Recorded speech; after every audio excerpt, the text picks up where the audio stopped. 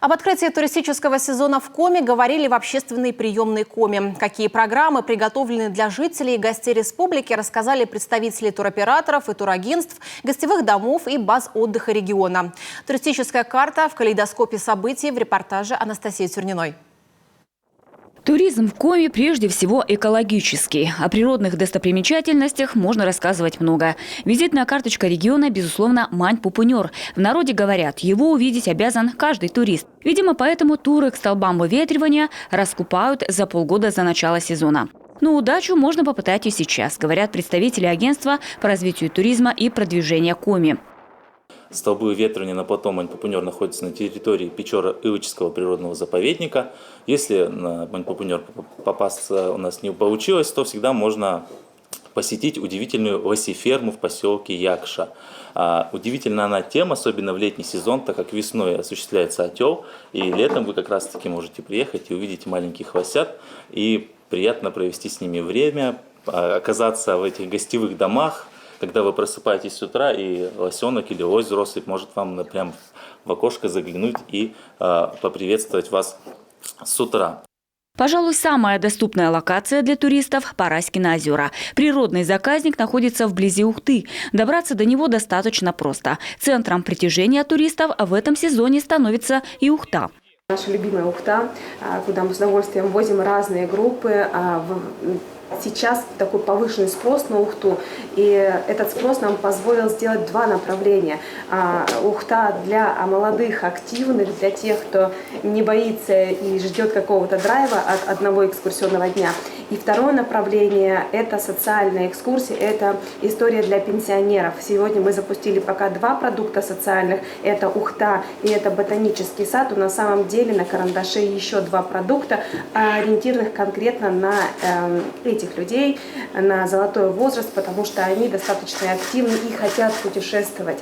Все популярнее в Коми и вертолетные туры. Если ранее на воздушном транспорте туристы больше посещали столбы выветривания, то теперь востребованы вылеты в национальный парк Юга-2, на горы Монорага и Народную. Это самый простой способ попасть на вершины Урала.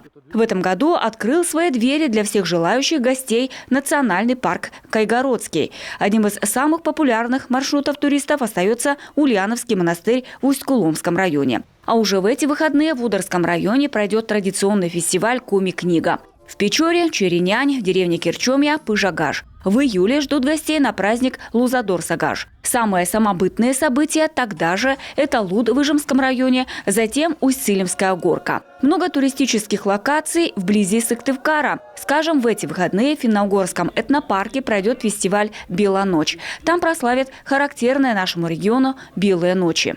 Мы первый день организуем вместе с местным клубом байкером «Зыряне».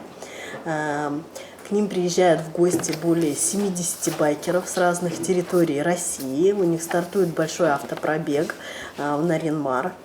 И мы с удовольствием с ними представим различные, характерные для байкерского клуба интересные особенности, в том числе культурную программу с концертом. На территории парка параллельно Дню байкерской культуры будут проходить наши этнические программы.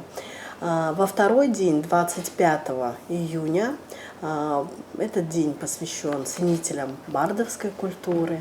Лето – время исследовать самые северные территории и не бояться замерзнуть. В Воркуте сейчас пользуются популярностью сплавы по заполярным рекам с каньонами. Это путешествие для экстремалов. А для любителей культуры – тур за Канденским в Коми. Гурманы Коми-кухни выбирают мастер-классы, например, по сыроварению или фестиваль Шаньга-фест. Список событий, праздников и достопримечательностей широк. Выбрать есть из чего, чтобы отдохнуть в Коми. Анастасия Тюрина, Владислав Кульчицкий, телеканал Юрган.